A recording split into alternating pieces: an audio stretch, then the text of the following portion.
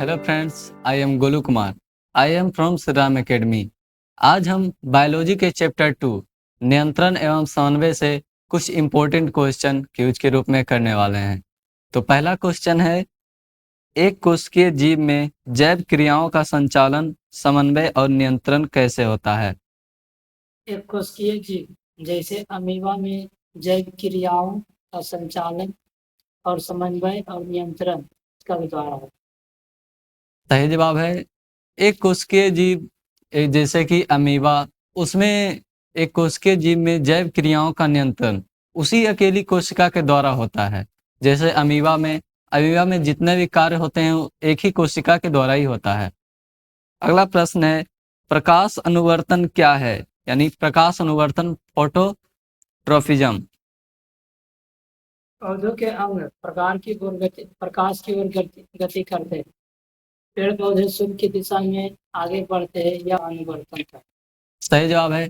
प्रकाश का अनुवर्तन का मतलब है कि पौधे के अंग प्रकाश की ओर गति करते हैं। पेड़ पौधे सूर्य की दिशा में आगे बढ़ते हैं, यह पौधे के ऊपरी भाग में होता है, इसे ही प्रकाश अनुवर्तन कहते हैं, फोटोट्रॉपिज्म। अगला प्रश्न है, गुरुत्वानुवर्तन क्या है? जियोट्रॉपिज्म, जिसे इंग्लिश में कहते हैं जियोट्रॉपिज्म। जब पौधों के अंग गुरुत्वाकर्षण की दिशा में गति करता है तब पृथ्वी में गुरुत्व बल के कारण पौधों की जड़ें पृथ्वी की ओर बढ़ती, इसे गुरुत्वानुवर्तन कहते हैं। सही जवाब है। पौधों के अंग गुरुत्वाकर्षण की दिशा में जब गति करते हैं, पृथ्वी में गुरुत्व बल के कारण पौधों की जड़ें पृथ्वी की ओर बढ़ती है, इसे ही गुरुत्व अनुवर्तन कहते हैं। गुरुत्वानुवर्तन पौधों की जड़ों में दिखता है। आप लोग देखते हैं कि पौधे जो हैं, पौधे की जड़ें पृथ्वी की ओर जाती है नीचे, तो इसे ही गुरुत्वानुवर्तन कहते हैं। अगला प्रश्न है, जलानुवर्तन क्या है? हाइड्रोट्रॉपिज्म। जब जहाँ जल होता है वही जड़ें भी मुड़ जाती है। उस पौधे के अंग का जल की ओर होने वाली गति को जलानुवर्तन कहते हैं। सही जवाब है। जब जल होता है वही जड़ें भी मुड़ जाती है। पौधे के अंग का जल की ओर होने वाली गति को जलानुवर्तन कहते हैं, हाइड्रोट्रॉपिज्म। अगला प्रश्न है, फाइटोहार्मोन क्या है? फाइटोहार्मोन यानी कि पादप हार्मोन या पौधों में होता है और पौधों की जैविक क्रियाओं के बीच समन्वय स्थापित करने वाला रासायनिक पदार्थ को फाइटोहार्मोन। सही जवाब है। फाइटोहार्मोन यह एक प्रकार का रासायनिक पदार्थ होता है जो कि पौधों में जैविक क्रियाओं का नियंत्रण एवं समन्वय करता है। जैसे ऑक्सिन, जिब्रेलिन, एथिलीन आदि। इसे पादप हार्मोन के नाम से भी जाना जाता है। अगला प्रश्न है, पादप हार्मोन को कितने वर्गों में बांटा गया है? पादप हार्मोन को 5 वर्गों में बांटा गया है। ऑक्सिन, जिबरेलिन और साइटोकाइनिन, एस्पेसिक एसिड, साइटोलिन। सही जवाब है। पादप हार्मोन को 5 वर्गों में बांटा गया है। Auxin, cytokinin, gibberellins, abscisic acid, ethylene. अगला प्रश्न है, फल पकाने वाला हार्मोन किसे कहा जाता है? तो फल पकाने वाला हार्मोन एथिलीन को कहा जाता है। पौधों में फल एथिलीन हार्मोन के कारण ही अगला प्रश्न है, पौधों की वृद्धि में कौन सा हार्मोन सहायक है? ऑक्सिन। सही जवाब है। पौधों की वृद्धि में ऑक्सिन हार्मोन सहायक होता है। अगला प्रश्न, तंत्रिकीय ऊतक क्या है? Neurons, tissue.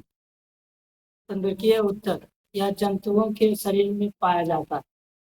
यह एक विशेष प्रकार का ऊतक है जो न्यूरॉन का बना होता है। न्यूरॉन को तंत्रिका कोशिका भी कहते हैं। सही जवाब है। तंत्रिकीय ऊतक यह जंतुओं के शरीर में पाया जाता है। यह एक विशेष प्रकार का ऊतक है जो न्यूरॉन का बना होता है। न्यूरॉन को तंत्रिका कोशिका भी कहते हैं। सबसे पहले तंत्रिका कोशिका, उसके बाद तंत्रिका ऊतक का निर्माण होता है। उसके बाद तंत्रिका तंत्र का निर्माण होता है। अगला प्रश्न है, साइटोन किसे कहते हैं? प्रत्येक न्यूरॉन में एक तारा के आकार का उसका शरीर होता है जिसे साइटोन। सही जवाब है, प्रत्येक न्यूरॉन में जो हमारा तंत्रिका कोशिका होता है न्यूरॉन, उसमें तारा के आकार का कोशिका शरीर होता है, उसे ही साइटोन कहते हैं। अगला प्रश्न, मस्तिष्क के कितने भाग हैं? मस्तिष्क के 3 भाग है, अग्रभाग, मध्य भाग और पश्च भाग। सही जवाब है, मस्तिष्क के 3 भाग हैं, अग्र मस्तिष्क, मध्य मस्तिष्क, पश्च मस्तिष्क। अगला प्रश्न, सेरिब्रम मस्तिष्क का कौन सा भाग है? सेरिब्रम मस्तिष्क अग्र मस्तिष्क का भाग। सही जवाब है, सेरिब्रम मस्तिष्क का अग्र मस्तिष्क का भाग है। मस्तिष्क का मुख्य सोचने वाला अग्र मस्तिष्क है। सोचना, समझना, याद करना, प्रेरणा, घृणा, प्रेम, भय इसी से होता है। अगला प्रश्न है, सेरिबेलम कहाँ होता है? मस्तिष्क का पिछला भाग। सही जवाब है, सेरिबेलम मस्तिष्क के पिछले भाग में होता है, यानी पश्च मस्तिष्क में होता है।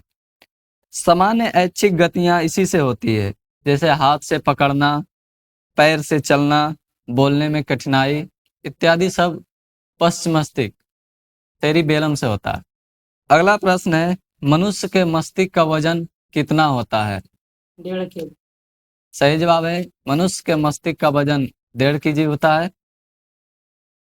अगला प्रश्न, खांसना, छींकना, लार आना, उल्टी करना आदि का नियंत्रण मस्तिष्क के किस भाग से होता है? मस्तिष्क के मेडुला भाग से। सही जवाब है, खांसना, छींकना, लार आना, उल्टी आना आदि क्रियाओं का नियंत्रण मस्तिष्क के मेडुला भाग से होता है, जो कि पश्च मस्तिष्क में होता है, मेडुला। अगला प्रश्न है, अंतःस्रावी ग्रंथियां किसे कहते हैं? अंतःस्रावी ग्रंथियां तो हो जाएगा, हमारे शरीर में जितने भी प्रकार के हार्मोन पाए जाते हैं उसका स्राव किसी विशेष प्रकार के ग्रंथि के द्वारा होता है, उसे ही अंतःस्रावी ग्रंथि कहते हैं। जैसे में हो गया एड्रिनल ग्लैंड, नलिका विहीन ग्रंथियां भी कहते हैं, इसमें नलिका नहीं पाई जाती है, ये नलिका विहीन होते हैं। अगला प्रश्न है, मास्टर ग्रंथि किसे कहते हैं?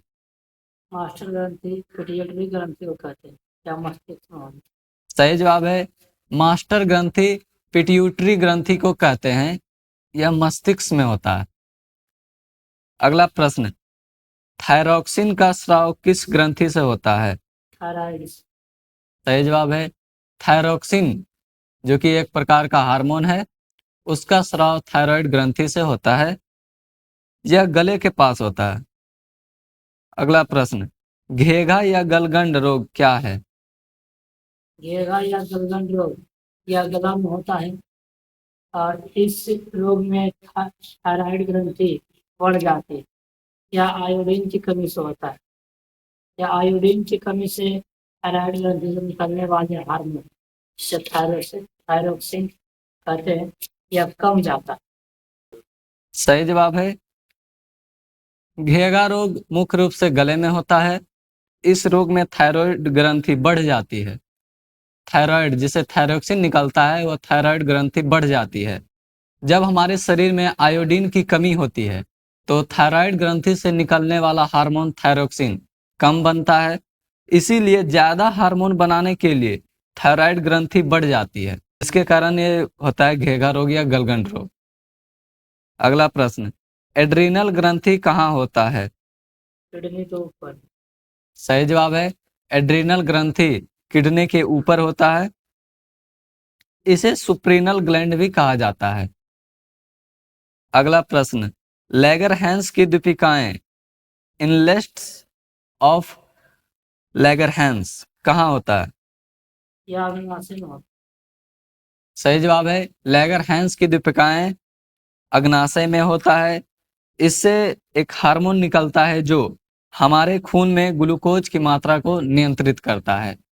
लैगरहैंस की दीपिकाएं यह भी एक प्रकार की ग्रंथि है जो अग्नाशय में होता है।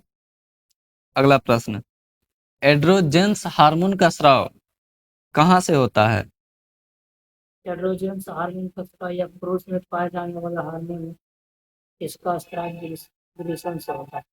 सही जवाब है एड्रोजेंस, यह पुरुष में पाया जाने वाला हार्मोन है, इसका स्राव वृषण से होता है। सबसे प्रमुख एड्रोजन हार्मोन टेस्टोस्टेरोन है। अगला प्रश्न, इंसुलिन की सुई कब लगाई जाती है? इंसुलिन की सुई मधुमेह रोग होने पर लगाई जाती है। सही जवाब है इंसुलिन की सुई मधुमेह रोग होने पर लगाई जाती है। क्योंकि मधुमेह रोग होने पर हमारे शरीर में इंसुलिन की कमी हो जाती है, जिसे नियंत्रित करने के लिए इंसुलिन की सुई लगाई जाती है।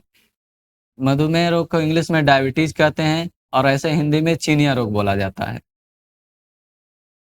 अगला प्रश्न, मेनिजीज क्या है? मेनिंजिस या मस्तिष्क का एक झिल्ली से मस्तिष्क एक झिल्ली से घिरा होता है, जो बाहरी चोट को सुरक्षा करता है, चोट से सुरक्षा करता है। सही जवाब है मेनिजीज एक प्रकार का झिल्ली है, जो कि मस्तिष्क उसी झिल्ली से घिरा हुआ रहता है, जो कि हमें चोट फोट से बचाता है, हमारे मस्तिष्क को, उसे ही मेनिजीज कहते हैं।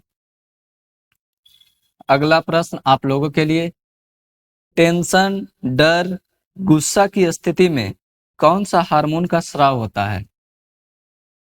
तो इसका जवाब आप में कमेंट में दीजिएगा। तब तक के लिए धन्यवाद।